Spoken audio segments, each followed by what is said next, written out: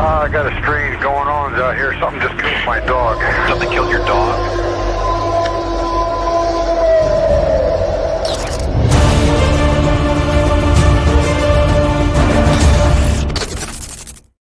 Hey everybody, welcome to the show. As usual, I'm your host, Dan Hamilton, Dano. Hey, you guys, I just want to say thanks for all the support you show the show. And you guys, tonight I got a great guest. Just, what's going on with this guest is he did the same thing I did, probably a little bit before I did in the Air Force. He's an Air Force Security Police veteran. His name is Leo, and he believes he had some pretty incredible encounters, or at least I think they're incredible, at Kirtland Air Force Base in Albuquerque, New Mexico. So before we get in there, just want to let you guys know that I'm running a giveaway for a hat just like this. If you become a member of the show, it's $2.99. With that, you'll get a chance to win this hat and a couple little things I'm going to put in with the hat. You'll get a Saturday early access to a Saturday release show that I do once a month. And from there, this ends on the 25th. So get in there while you can. If you guys have had an encounter, you'd like to come on the show, please send me an email at the Cryptid Podcast 72@gmail.com. Without further ado, let's bring our guest on, Leo. Hey, Leo, thanks for coming on, man. Thanks, Dan. I appreciate it. So, Kirtland Air Force Base, Albuquerque, New Mexico. You, as a young airman, I assume, had a couple encounters with something that left you scratching your head for a pretty long time, I assume. Yeah. I mean, there was some interesting times while we were stationed. All of us up there on the mountain. I was stationed at Kirtland Air Force Base in Albuquerque, New Mexico, and specifically, I was assigned to the Manzano Mountain weapons storage area, which that at that time was the free world's largest nuclear weapon storage area. And I didn't handle nukes. I didn't handle anything that interesting or sexy. I just helped protect the area. But Yeah. But the mountain, the circumference, if you drove the entire fence line, it was 26, 27 miles, something like that. So broke into three different sectors: Alpha, Bravo, and Charlie. And the mountain had been there as a restricted area since the 40s during World War II, Mm. and was actually part of, I'm told, part of the Manhattan Project. And I've seen pictures that they had at the base library, some black and white prints from that time that showed activity along those lines taking place at the mountain. So, and Awesome. yeah, and that's what we call it, the mountain. And I was assigned to the 1608th Security Forces Squadron, and I was there for 3 years. Awesome. So you know what? Let's jump right on into your first encounter and then move on into your second encounter. All right? Sure, All sure. right. So the first encounter, let's see, was well, we worked three different shifts. There's day shift, evening shift, and morning watch, overnight. And so this was an overnight shift. So we came on about just before midnight. And well, and so let me just describe the way the area was set up. So we had five sections of fence, one of which was electrified. And then the inner patrols, we had several two-man patrols on the fence line. These were called India patrols. And then there were a couple two-man roving patrols on the interior in vehicles, of course. We're all in vehicles. And then mobile fire team, four-man team, and then a static fire team that was in a hardened facility. And so one evening, I guess, like I said, it was a little after midnight, or probably figure 1:30, 2 o'clock in the morning. Yeah, and it was probably November, December. I know it was wintertime. It had just snowed the day before, or yeah, the day before. And so anyone who's ever seen snow, especially in a high desert area like Albuquerque, so in the daytime, it never really got hot enough to melt all the snow away. And it was probably 2 or 3 inches, so it wasn't that bad. And yeah, so but the top gets kind of glassy. So when the sun goes down, boom, it freezes right back over. But the snow underneath is still powder. So that's important, and I'll tell you why later. All right, so my partner and I, we, like a lot of Air Force cops, we get kind of bored riding around, and we were supposed to meet with another Indian patrol about half a mile down the fence line at a rendezvous point. So we would rendezvous there for our shift changes and just routine meetup, see how everyone's doing. And so the other Indian patrol was waiting for us there, and I had the bright idea of being a young airman that we should scare them, because we had these crappy old handheld radios that if you unscrew the antenna, you could get right behind someone else, within 100 feet or so, and key the mic and make crazy stupid noises, and it's always interesting and fun to mess with people like that. So anyway, I had the idea that we would sneak up on them. My partner would just drive really slowly up the fence line. I was going to get out about 100, 200 yards away, and I was going to swing around to the right and come back in behind them, and kind of see if I could scare them. So I know some people might be thinking, that's brilliant. Everyone's got guns. There's a lot of dangerous stuff in there, but you're going to go scare these guys. Yeah, like I said, young airman. Anyway, I made it to be an old guy, so I didn't do too many stupid, crazy things. But yeah, so I had got out of the vehicle. I moved down through the bush, come up to this big clearing. The clearing's probably 100 yards around itself. So it was just on the other side of a road that I needed to cross to get in behind the patrol. So it was kind of oblong in shape, and I was right in the middle. Well, it was probably close to full moon, so it was a lot of good light. And with all that frozen snow on the ground, it was very bright, so I could see very well. Okay, and as I moved across, I saw, coming from my left to my right diagonally, I saw a pair of tracks. One was rabbit, and another one was coyote. And so when you step in the frozen snow and then your feet come out, you scatter snow in the direction of your travel. So I could see not just the direction that the prints were, but I could see the direction the snow had been cast. So, and I knew that they were fairly recent and had to be after the sun went down. So coyote's out looking for dinner. Cool. And then it something just wasn't right. I realized I was seeing a third set of tracks, and they were also moving in the same general direction.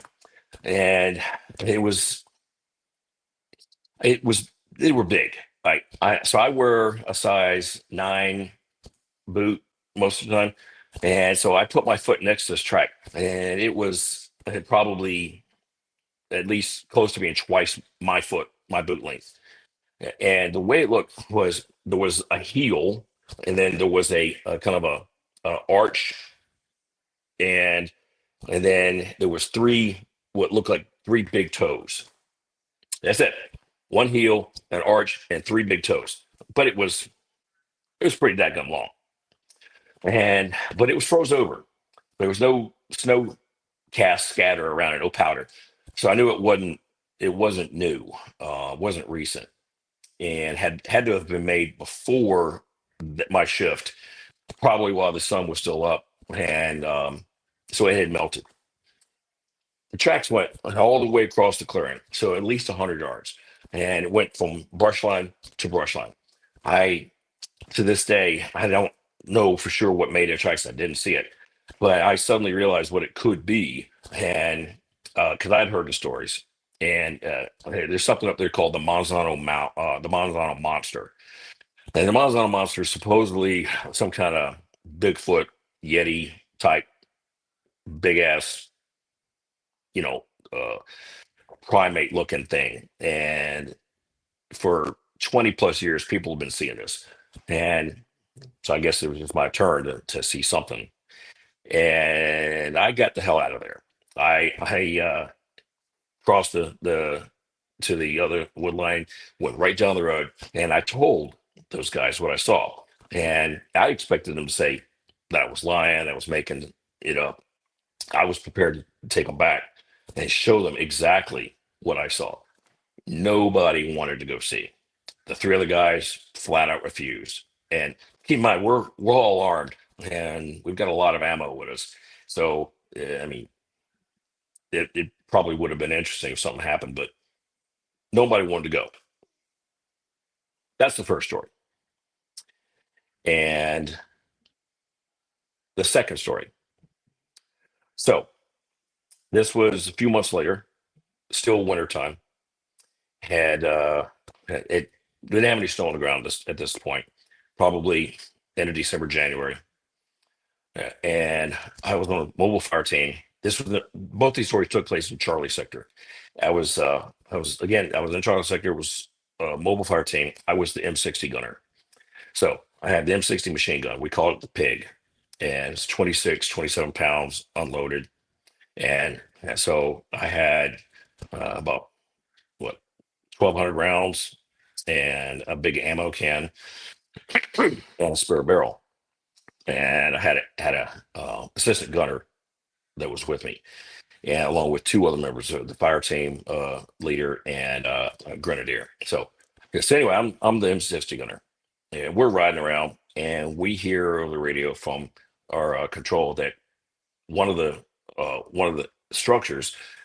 Let me back up. So Manzano Mountain is covered in structures, and these are typically, it can hold anything from paper to furniture to munitions. And I don't know what was in this particular structure, but we got a call on the radio that they had an alarm on the structure. The structures, it has a main door and then a vestibule and then a secondary door, and then it has the interior of the structure. And imagine a rectangular shaped building that made of concrete, and then they cover it with dirt and rocks. And then at the back, there's a large smokestack, like a vent stack, and that has a conical top. And that's alarmed. And the door, the two doors at the front are also alarmed. And each of the doors have a super high security government padlock. It's like that big. Man, you can't easily get this thing off. Nevertheless, we'd find that occasionally we get alarms on structures, so we'd have to go roll over to that, and we get within visual range, and then we would set up on it and in an overwatch position, and then the other two-man patrol, not an India patrol, the fence line patrols would stay on the fence line. One of the other two-man patrols in the area, they would approach on foot, and they would ensure that the locks were in place and that they were secure. And then they would normally make the way around to the back top where the vent stack is to make sure that nothing was wrong with that no one had tried to make entry that way. I suppose here that it is feasibly possible, but I mean, it would take a lot either way. Okay, so in this case, we get the call that this particular structure had a alarm. So we get it was in visual range, and fire team leader is looking through the binoculars. He doesn't see anything, but the the sector chief, a tech sergeant, he called us on radio and told us to move up to the next structure and form up on the other opposite side from it, so we couldn't be seen. And he met us there along with the two-man patrol. So so there's seven of us now, and we move around the backside of that structure adjacent, and we move up to the structure that had the alarm. And so again, I'm the 60 man, and at that point, we could see on the top. Now, this vent stack, by the way, is 6 foot tall at the, from bottom to top, and that's where the cone, the shield over the top of it, that's where it begins. So this thing's easily 7, 8 foot tall, if not a little more, total height. And so, and as we come around the back of the second structure, we see our target or the target structure, and at the back, next to the vent stack, is a basically what looks like a very tall humanoid shape, very broad. This vent stack, just the shaft on it is probably 4.5, 5 feet in diameter, and the vent stack sticks out another foot on either side of that. So this thing was as wide, if not a little more, than the cap on the top of the vent stack, and it was taller by at least a good foot, maybe two. It was tall, but because of the evening hours, I think it was 10:30, 11 o'clock at night. Yeah, and there was no light. The moon was down, and all the lights on the perimeter shine out, not in. So all we could really count on was the light coming off the city of Albuquerque, which, if you haven't seen it at night, it's pretty damn bright. But so it puts off at that range, the distance, it puts off a glow. So we could see a shape, arms, legs, height, broad shoulders, and tech sergeant that was in charge, he told me to, line up on that, whatever that was. So I broke the seal on my can, and I pulled out a 100-round belt, and I loaded it. I didn't take the weapon off safety, but I did load, and the bolt was forward. So this particular weapon fires from an open bolt position. So the bolt was still forward. To make it fire, I would have had to pull it to the back, lock it, and then switch it to fire. So anyhow, well, tech sergeant tells me line up on that, and so I did, and I'm ready. And he told us the plan. Him and the two-man patrol were going to come around to the right, still on our side of the structure, and they were going to make their way up at an angle towards the vent stack and challenge whatever that was. Just as they got about halfway to the structure, whatever this thing was took off. It went over the back side of the structure, and you could hear it breaking brush. There's a lot of like Joshua trees, mesquite trees, so there was a lot of brush in that area. It went straight across, and you could hear it. It wasn't hard to hear. It was very, very loud. Yeah, and we're challenging it at this point. We're yelling at it, as it started to move, and then it was gone. So we went around and we checked. Tech sergeant, two guys, they went up top. They didn't see any evidence. It's very rocky, so there's no way to see any footprints or anything. But the vent stack was fine, hadn't been messed with. That they could tell, no damage. And then we patrolled down the other side of the hill, and we never found any evidence that anybody or anything had been through there. So, which is honestly not that surprising given the terrain. So, unless it was muddy, we wouldn't have really seen anything, because that particular part of the mountain, like most of the mountain, was very rocky, a lot of brush. So, and we didn't even see broken limbs or anything. It was gone. And over the next couple of years, before I PCS'd out of there, I never saw anything else, not like that, at least. But I heard lots of stories, and we were unofficially told, do not report, do not make any official reports, because we were on something called PRP, and Personnel Reliability Program. So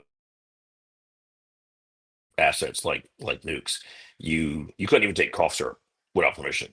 If you did, there's a good possibility that you would kind of get suspended from the program, and you couldn't go to work, and you'd be on weeds and seeds detail, painting curbs and pulling weeds, and no one wanted that.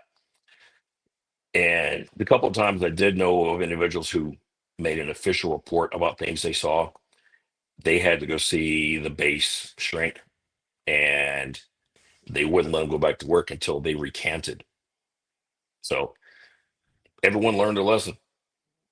No one brought this stuff up officially anymore.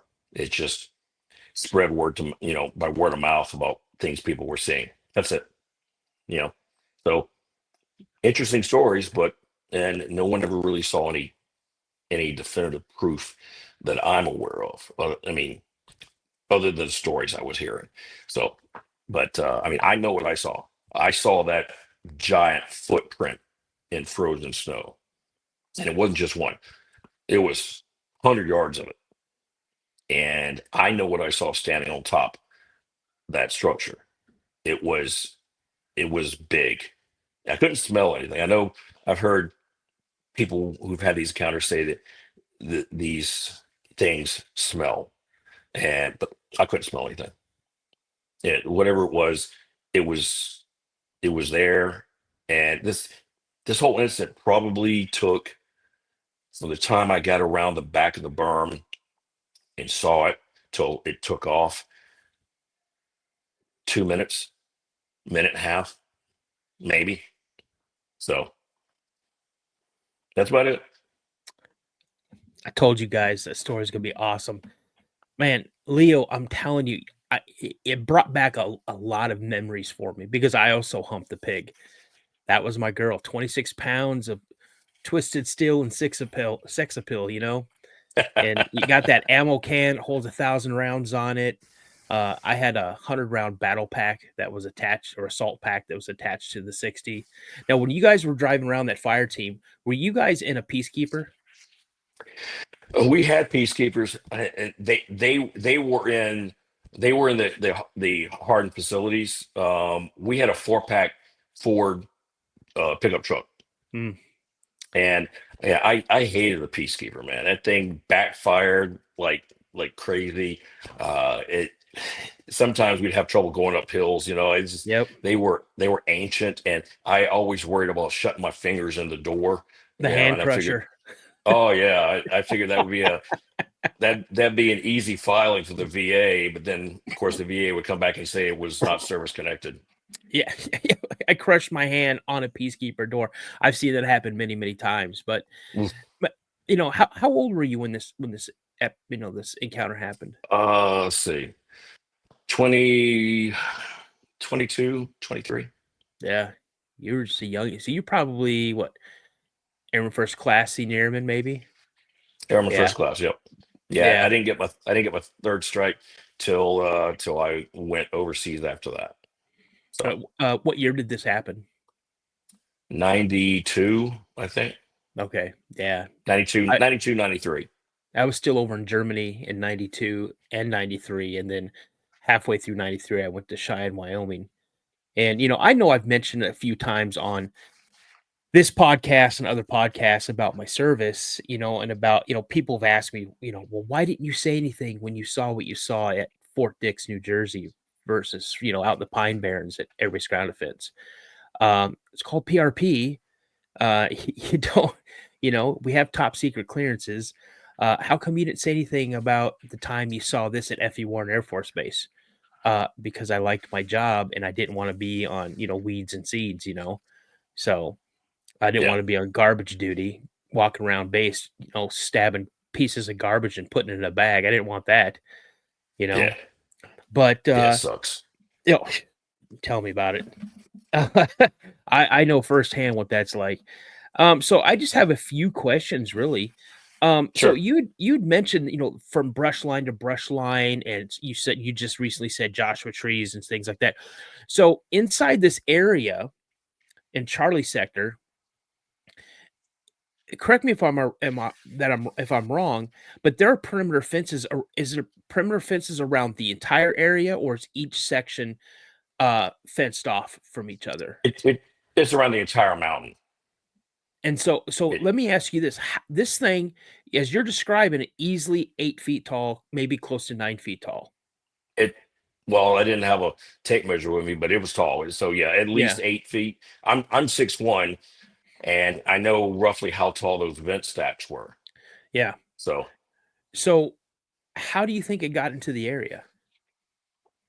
So Manzano Mountain, like I said, it dates back to the 40s, Mhm. and so before the 40s, it was it was an open area. There wasn't a fence line around, and it belonged to the army.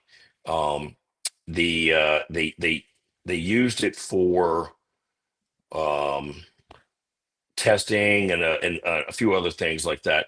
But the thing is, it was still it was still a restricted area, Mm-hmm. and so it. I mean, you couldn't just walk up that area, but there wasn't any fence lines. But there were tunnels. Mm. Um, there's mine shafts, and in fact, one night we were doing a training exercise, and it was again night shift, and my A gunner, he and I were trotting along, trying to keep up with the exercise, and so I took I took a knee and then went prone when we caught up to the rest of everyone else, and so my A gunner, he's laying next to me, and there's, I mean, there's all kinds of critters, you know, running around out there, Mm-hmm. and crawling, slithering around, you name it. So anyhow, well, my A gunner, he's like, Leo, do not move, do not move. I thought he was going to tell me there's a rattlesnake.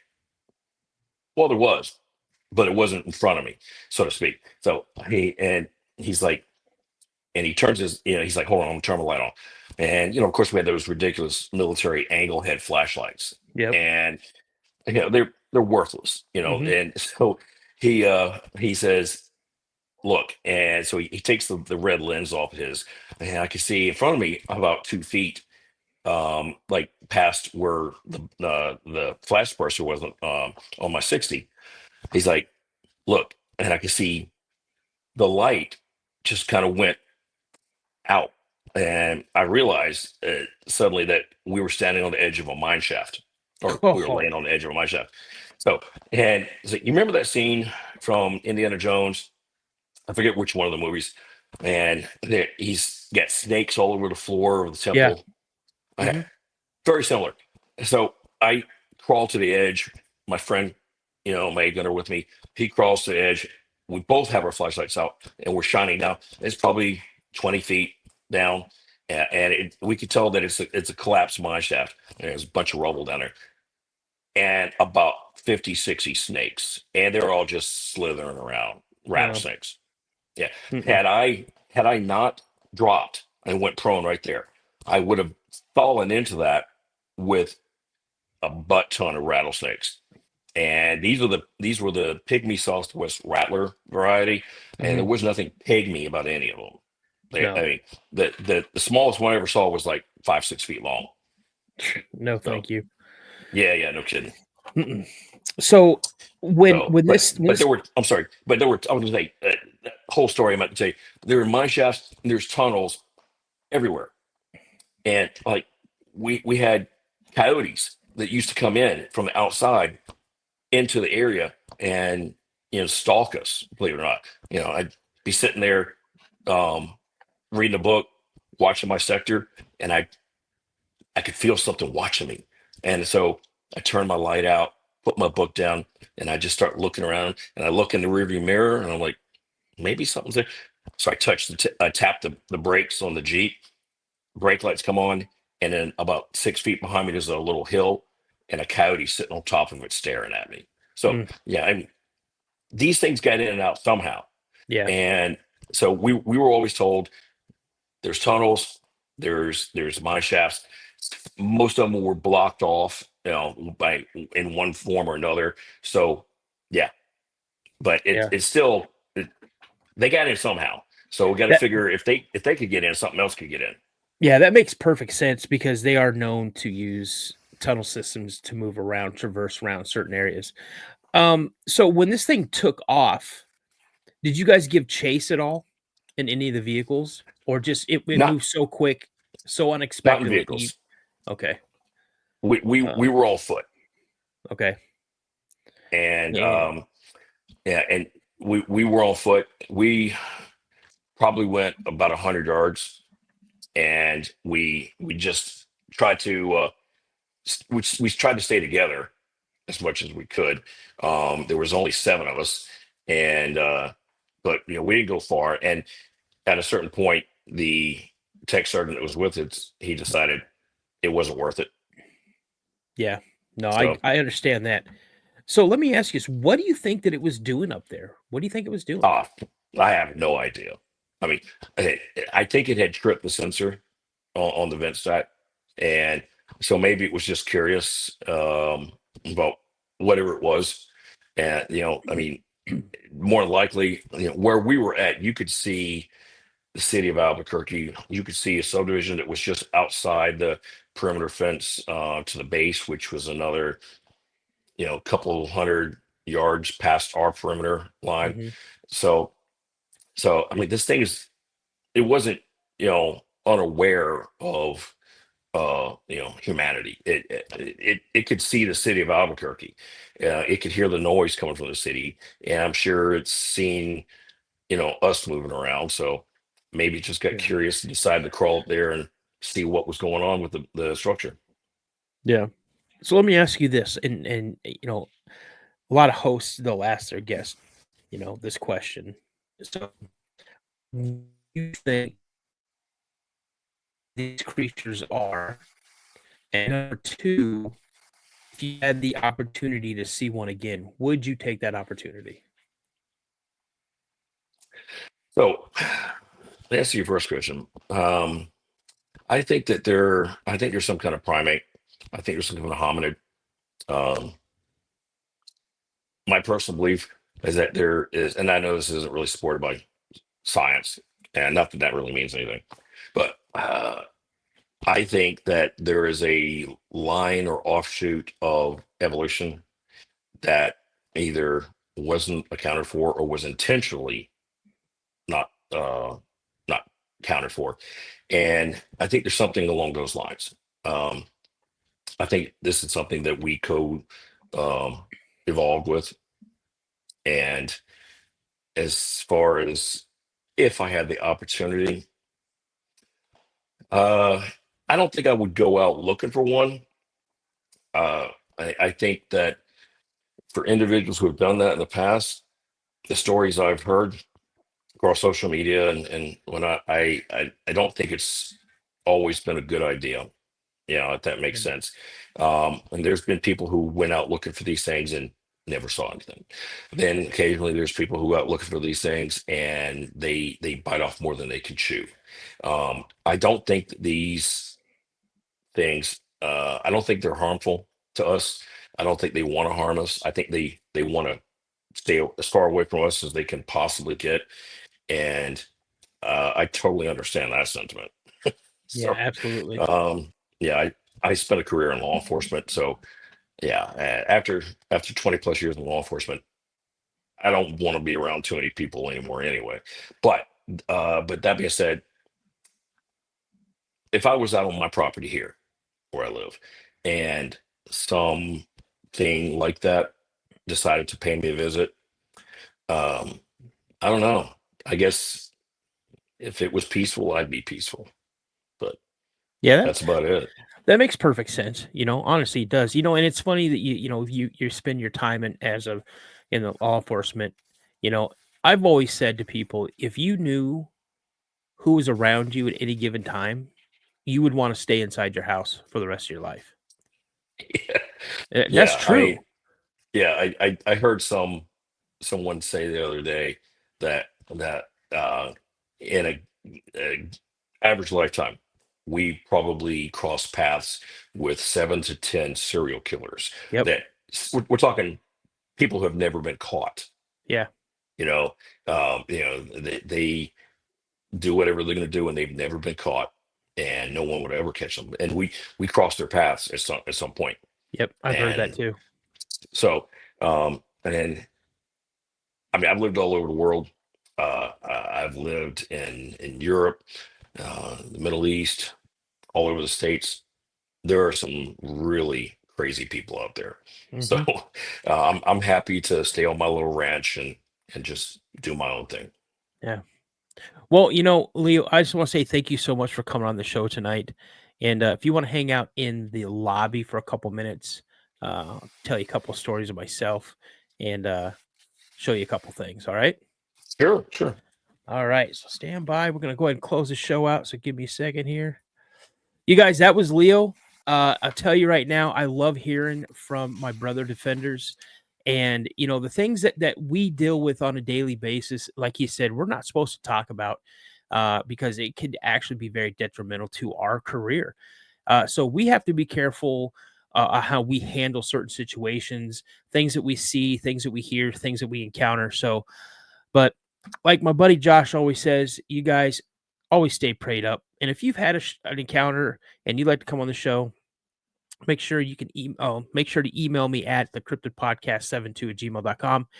And as I always like to say, you guys, remember, a legend begins with a sighting. Have a great day, guys. I'll see you next time. I got a strange going on out here. Something just killed my dog. Something killed your dog?